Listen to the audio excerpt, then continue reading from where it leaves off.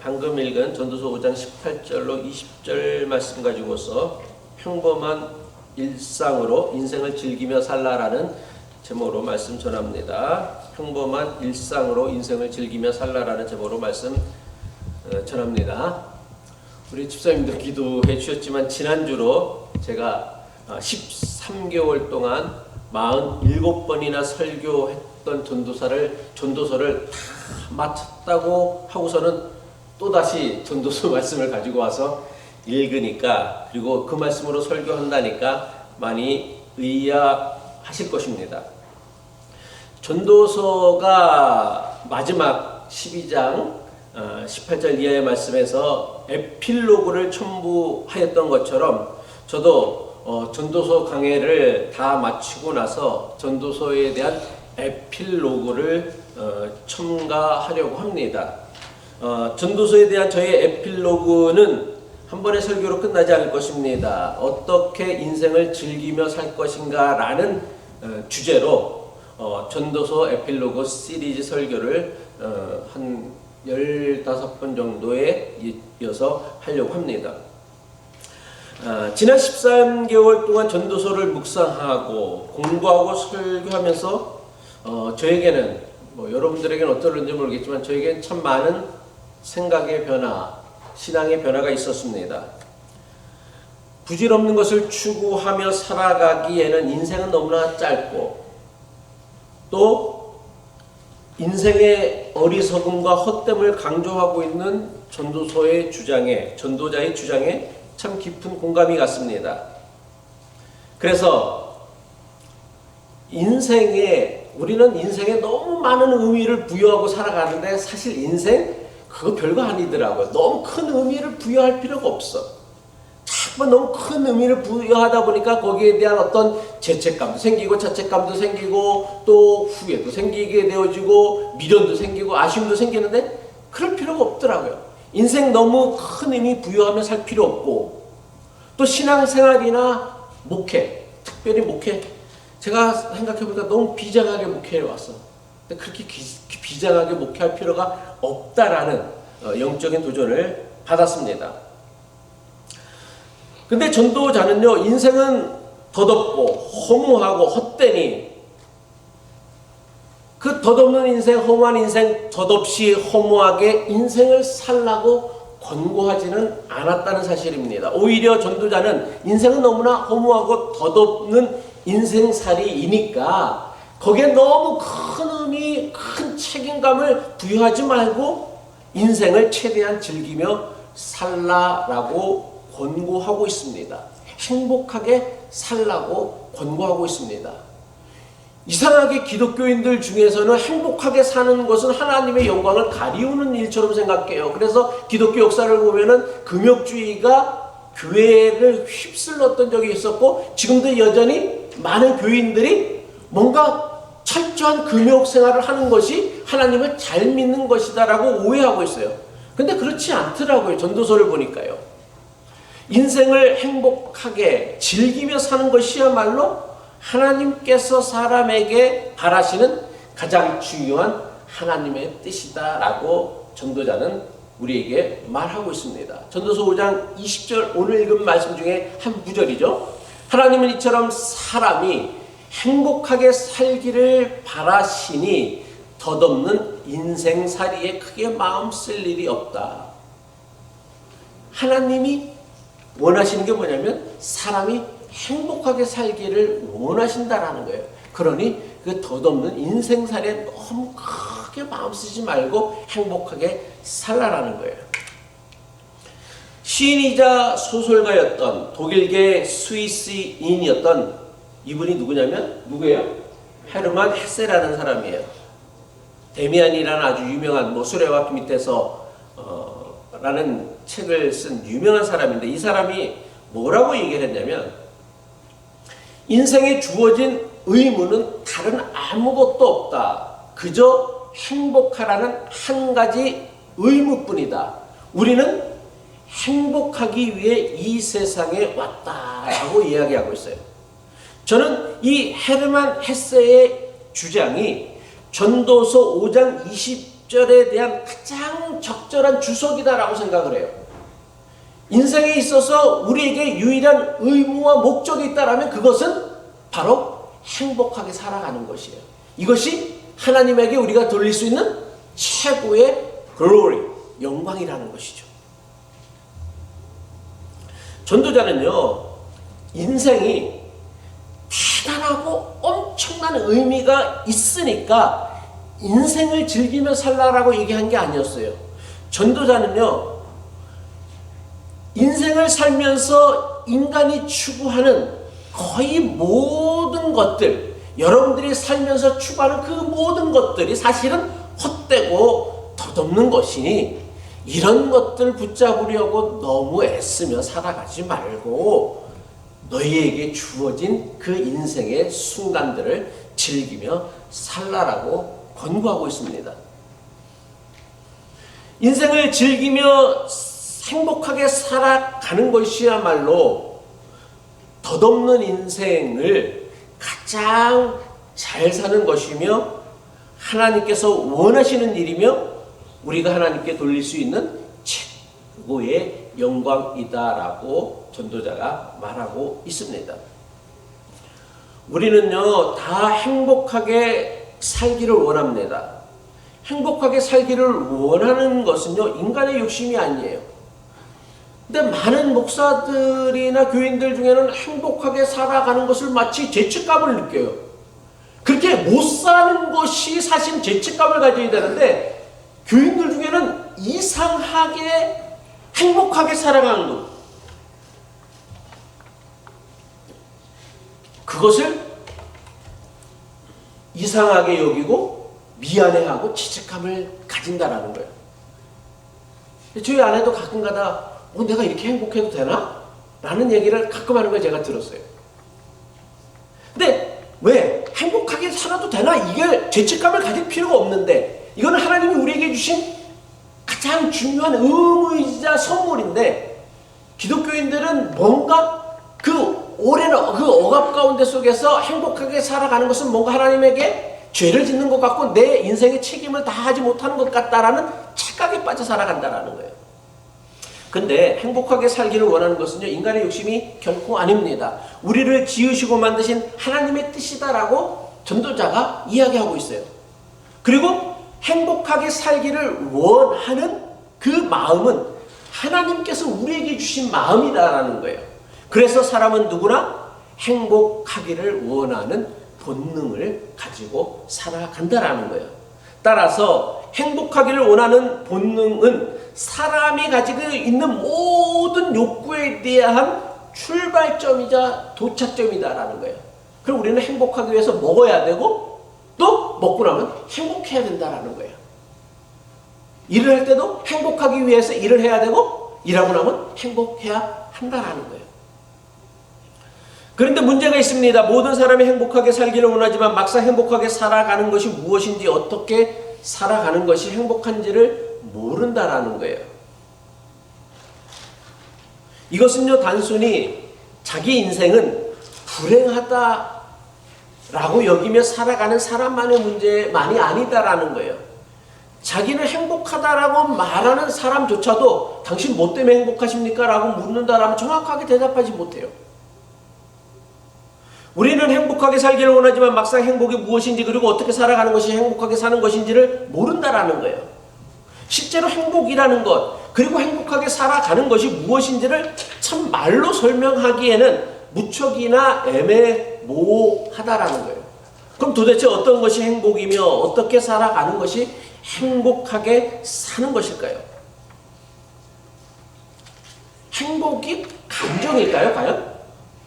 그래서 즐거운 감정을 느끼는 것일까요? 많은 사람들이 행복을 뭔가 황홀경에 빠져 있는 그 상태, 그 호르몬의 작용이겠지. 그것을 행복이라 생각해요. 그래서 사람들이 알코올 중독이라든지 마약 중독에 사로잡히는 게 뭐냐면 기분이 좋아지거든. 그리고 그걸 마치 인생의 행복이다라고 착각한다라는 거예요. 또는 행복이 고통이 없는 상태일까요? 흔히 행복은 기쁨, 황홀감, 쾌락, 만족, 성공, 출세, 부유함 같은 단어로 대체되어 사용합니다. 그래서 부자들 보면 저 사람은 행복할 것이다 라고 착각하고 생각하고 말해요. 성공한 사람 보면, 출세한 사람 보면 저 사람은 행복할 거야 라고 말하고 생각해요. 하지만 이런 것들로는요, 성경이 가르치는 행복에 관하여 우리는 제대로 알 수 없습니다. 왜냐하면 인간의 행복이라는 게 때때로 만족스럽지 못한 현실 속에서도 행복하게 살 수 있기 때문이에요. 가난하다고 다 불행하지 않아요. 가난한데도 행복한 사람이 세상에 너무나 많아요. 비율로 따진다면 가난하게 사는 사람이 부자로 사는 사람보다 행복한 사람들이 훨씬 더 많아요. 그래서 여러분들 매년 행복지수를 발표하는 무슨 발표에 보면은 행복지수가 높은 나라들이 어디예요? 부탄이래, 부탄. 이름도 못 들어본 나라예요. 미국, 한국, 일본, 프랑스, 맨날 맨꼭지 부분에서 왔다 갔다 해요. 가난해도 좋다라는 게 아니라 저는 우리는 부자면 행복하다 생각하는데 그 생각은 맞지는 않다라는 거예요. 부자도 불행한 사람들이 훨씬 더 많다라는 거예요. 그리고 가난하면 불행할 거라 생각하는데 그렇지는 않다라는 거예요. 그러니 부도 성공도 행복이라고 말할 수 없는 거예요. 우리는 성공한 사람이 행복하다고 생각하는데 아니요. 성공한 사람이 더 불안하게 살아요. 더 두렵게 살아요. 왜? 언제 자기의 성공을 남에게 빼앗길지 모른다라는 그 두려움 때문에 더 힘들게 살아간다란 말이에요. 비싼 음식을 먹으면 우리는 행복할 거라 생각을 합니다. 그런데 비싼 음식 먹지 못해도요, 정말 아주 작은 찬을 먹고 살아가는 사람도 행복하게 살아가는 사람이 있어요. 심지어 극심한 고통이나 슬픔을 겪으면서도 행복을 경험할 수 있는 것이 인간이란 말이에요. 많은 사람이요, 행복하게 살아야 한다라고 말하면 가장 먼저 뭐라고 묻느냐면 나는 지금 행복한가? 라고 물어요. 나는 지금 행복한가? 그런데 이렇게 물어갖고서는요, 절대로 행복에 관한 제대로 된 답을 찾아낼 수가 없어요. 이렇게 물어서 갖고는요, 절대로 행복한 삶을 살아갈 수가 없어요. 왜 그러냐면 나는 지금 행복한가라는 질문은 행복에 대하여 이분법적인 생각, 사고를 하게 만드는 매우 위험한 생각이란 말이에요. 여러분에게 제가 물을게요. 여러분 지금 행복합니까? 라고 하면 여러분은 대답할 게 딱 몇 가지밖에 없어. 세 가지. 뭐예요? 잘 모르겠는데. 모르겠네. 요새 또 모르겠네. 두 가지밖에 없어요. 모르겠다라는 건 행복하지 않겠다라는 거겠지. 두 가지밖에 없어요. 뭐예요? 행복하다와 불행하다예요. 그렇지 않다예요. 잘 모르겠다도 그렇지 않다라는 것이지. 행복하면 행복하다고 얘기하겠죠.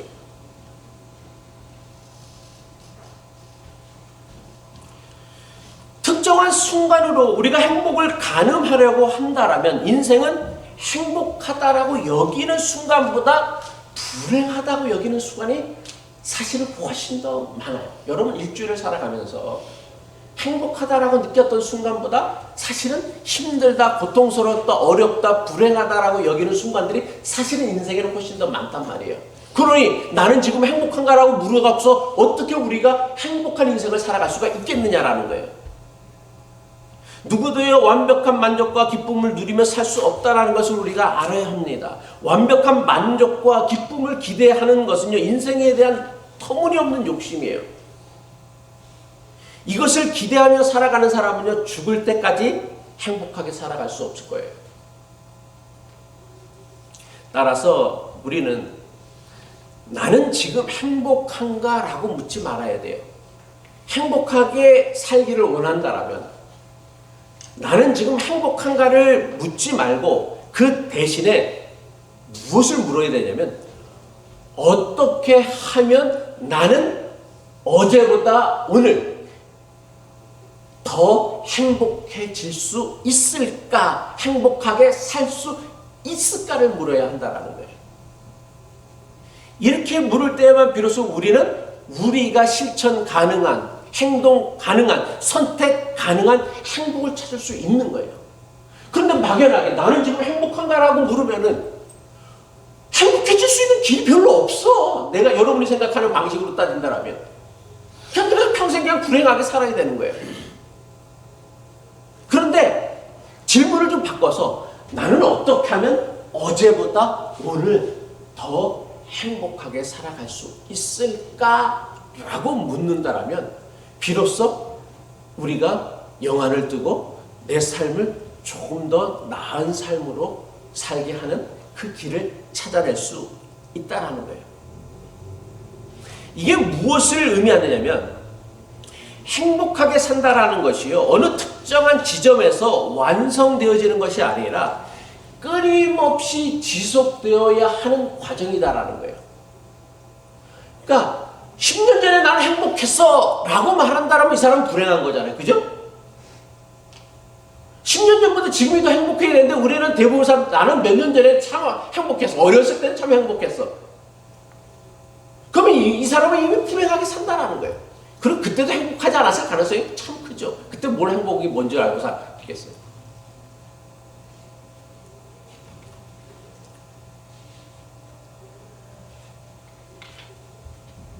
지금 나는 행복한가를 묻지 말고 어떻게 해야 나는 어제보다 더 행복한 삶을 살아갈 수 있는가를 물으며 살아야 한다라는 거예요. 우리는요, 완벽하고 완전한 행복한 순간들, 그 지점을 찾기보다는 어제보다 더 나은 행복한 삶을 위해 살아가야 한다라는 거예요. 어제보다 좀 더 나은 행복해지는 길을 찾는 것이야말로 우리가 추구해야 하는 행복의 길이다라는 것이죠. 행복에 관한 또 다른 매우 중요한 오해는 성취감입니다. 많은 사람들이요, 자신만의 인생의 목표를 세워놓고는 그 목표를 이루기 위하여 오랜 시간 고통을 참고 인내하며 살아갑니다. 그리고 마침내 그 고통과 인내의 대가로 원하는 목표를 이룹니다. 그래서 그 원하는 목표를 이루어냈을 때 느끼는 성취감 있잖아요. 그 성취감을 우리는 행복이라고 생각을 해요. 그래서 우리 속담 가운데 인내는 쓰고 열매는 달달하는 말이 있어요. 뭐예요? 그 열매를 따기까지 그 과정들은 다 고통스럽고 힘든 거야. 그리고 열매를 딴 그 한순간만 행복한 거야. 이게 뭐 행복한 거예요? 그래서 저는 그 인내는 쓰고 열매는 달달하는 말을 별로 좋지 않아요. 열매가 달지 안 달지는 어떻게 알아, 그건 또.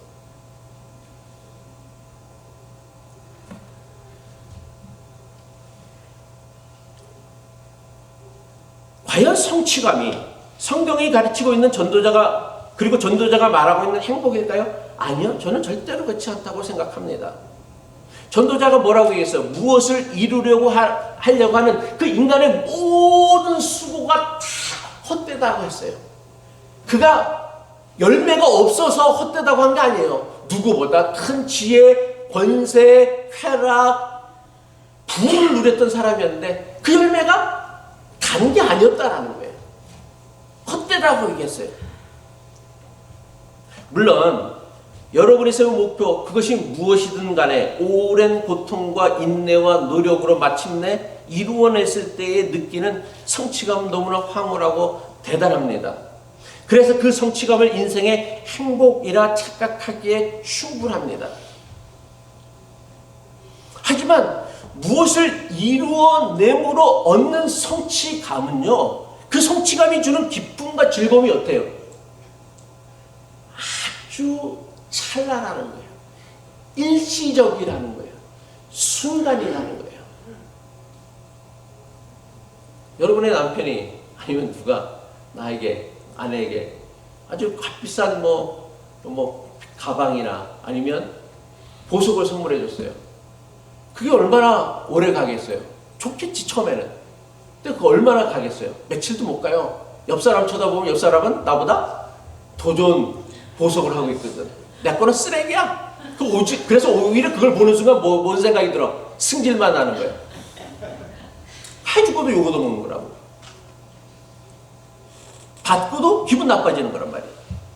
이게 성취감이라고요.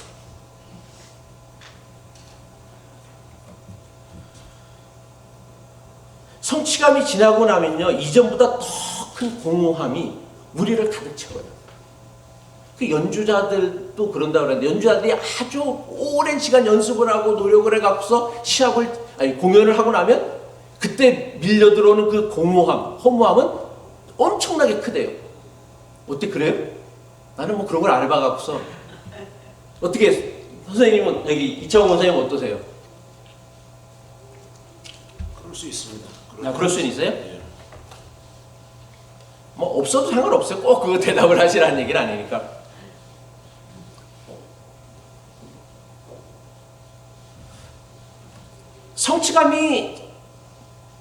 성취감을 누리고 나면 그 다음에 우리에게 큰 공허함이 우리를 채워요. 그러면 사람들은 어떻게 해요? 이전보다 더 크고 높은 목표를 세우죠. 그리고 또다시 그것을 이루려고 지금 누려야 할 행복한 삶을 다 밀어둔 채 또 고통스러운 인내의 삶의 순간들을 참아내며 고통스럽게 인생을 살아간다는 거예요. 이런 과정을 반복하면서 우리는 지금 오늘 당장 누려야 할 행복을 늘 저 멀리 아득한 미래의 것으로 미루며 살아간다는 거예요. 내가 돈을 얼마큼 모으면 그때 가서는 행복해지겠지. 내가 어떤 성공을 이루면 그때 가서 행복해지겠지. 내가 어떤 것을 사면은 그때 가서 행복해지겠지. 사지 말고 노력하지 말라는 게 아니에요. 근데 거기에 인생의 행복을 의미를 둘 필요는 없다라는 거예요. 이거는 인생의 어리석음이에요. 결국 이러한 삶의 자세는 막상 고통과 인내로 마침내 원하고 바라는 것들을 손에 쥐었다 할지라도 그것으로 만족하고 행복하지 못할 것이 분명하기 때문이라는 것이죠. 인생은 짧고 덧없으며 인간이 살면서 이루고자 하는 모든 것들이 헛되다라고 한탄하였던 전도자가 그 헛되고 부질없는 인생에 대한 대안으로 내놓은 것이 무엇이었습니까? 전도서 5장 18절의 말씀이죠. 그렇다. 우리의 한평생이 짧고 덧없는 것이지만 하나님이 우리에게 허락하신 것이니 세상에서 애쓰고 수고하여 얻은 것으로 먹고 마시고 즐거워하는 것이 마땅한 일이요 좋은 일임을 내가 깨달았다. 이것은 곧 사람이 받을 복이다 라고 얘기하고 있어요. 전도자는요, 세상에서 애쓰고 수고하여 얻은 것으로 먹고 마시며 즐거워하며 살라고 합니다. 이것이 가장 좋은 일이다라고 공부하고 있다는 거예요. 그리고 이것이 마땅히 사람이 누려야 할 행복이라고 말하고 있어요. 전도자가 말하고 있는 먹고 마신다라는 것은 방탕하게 살아가는 걸 뜻하는 게 아니에요. 매일같이 반복해야 하는 지극히 평범한 일상을 뜻하는 거예요. 우리는 매일같이 먹어야 되거든. 하루 3~4끼를 먹어야 되거든. 물론 2끼 먹는 사람도 있고 1끼 먹는 사람도 있겠지만 어쨌든 간에 매일같이 먹어야 된다는 그 먹고 마신다라는 건 일상을 나타내는 메타포란 말이에요. 다시 말해 전도자는 뭔가 대단한 성공, 업적을 이루려고 하지 말고 내게 주어진 그 평범한 일상을 즐기며 살라라는 거예요. 지금 여기 현재의 일상을 즐기는 것만이 전도자가 짧고 덧없는 인생에 대해 주는 전도자의 대안이 있다라는 거예요. 현재의 일상을 즐기라는 전도자의 권고는 현재의 일상에는 항상 즐거운 일이 일어나고 항상 웃은 일만 가득하고 기쁜 일만 가득하기 때문에 그 현재의 일상을 즐기라는 게 아니에요.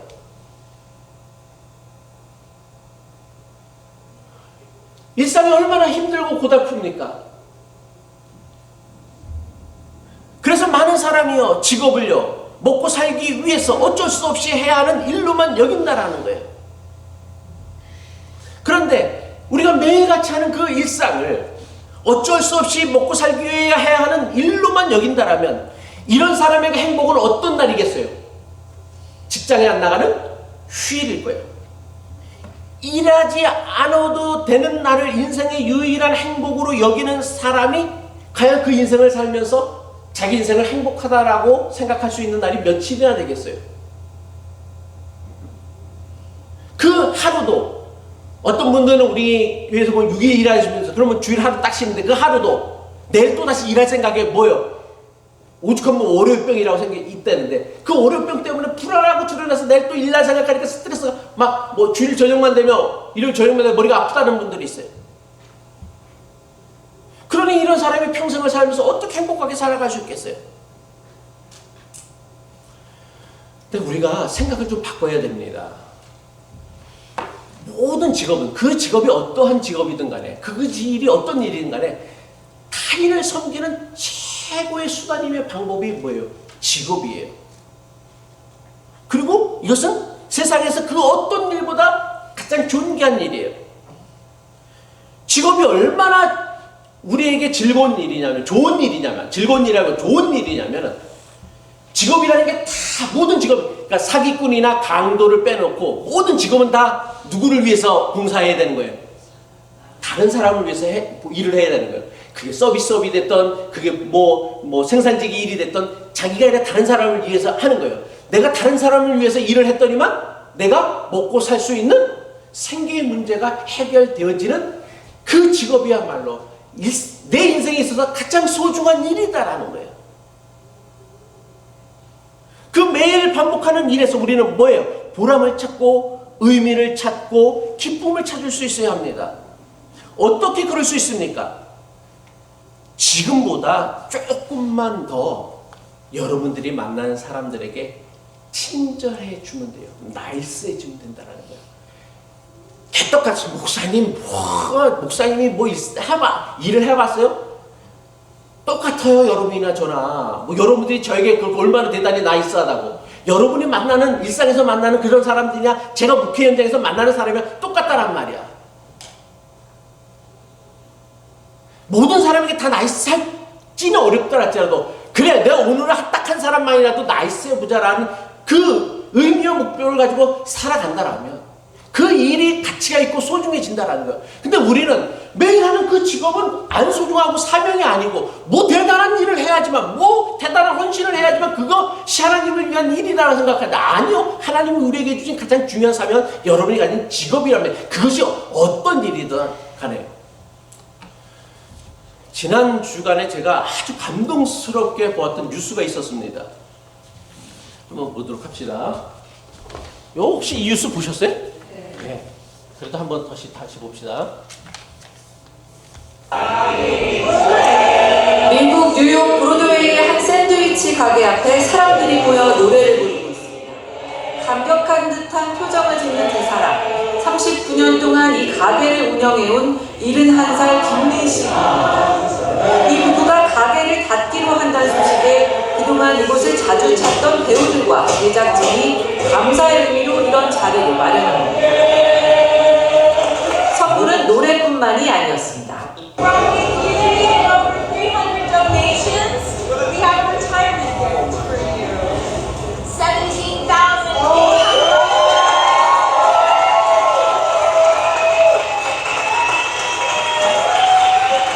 사람들의 메시지와 사진이 담긴 포스터도 전달됐습니다.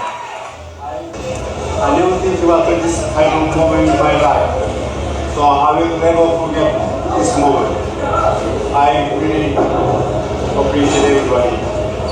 Thank you very much.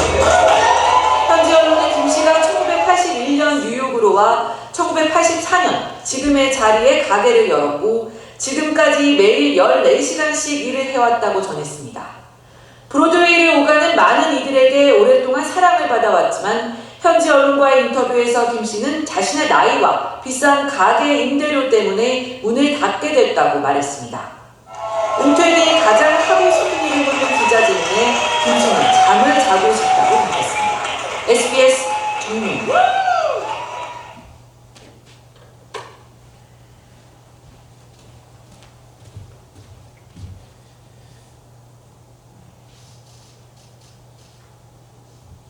저는 개인적으로 참 이 뉴스를 보면서 우리 교인들을 생각하면서 참 마음이 찡하기도 하고 감격스럽게 됐어요. 저도 가끔가다 우리 교인들에게 이야기를 들으면 연말이 되면은 손님들이 자기에게 선물을 사갖고 온대. 자기는 물건을 팔았을 뿐인데, 자기는 돈을 벌었을 뿐인데, 근데 거기에는 뭐예요? 그만큼의 헌신과 수고와 친절이 있었기 때문에 사람들이 그렇게 거기에 대해서 감사를 표시하는 거란 말이에요. 인생의 행복이라는 게 별 다른 게 아니에요. 말씀을 마칩니다. 인생을 즐길 줄 아는 사람만이 짧고 덧없는 인생을 즐기며 행복하게 살 수 있어요. 근데 우리 인생의 행복은요, 무언가 대단한 것을 이룩하고 성취하고 손에 쥐고 누려야만 되는 게 아니에요. 우리 인생의 모든 행복을 하나님께서 지극히 평범한 일상에서 숨겨놓으셨고 거기에서 발견할 수 있게 하셨어요. 그래서 지극한 평범한 일상을 날마다 즐길 줄 아는 데서 시작합니다. 여러분, 목회만 성직자의 제사장의 마음으로 성직자의 마음으로 하는 게 아니라 여러분의 모든 직업이 다 성직이란 말이에요. 그러니까 여러분은 내일부터 일하는 그 일터가 여러분의 교회란 말이에요.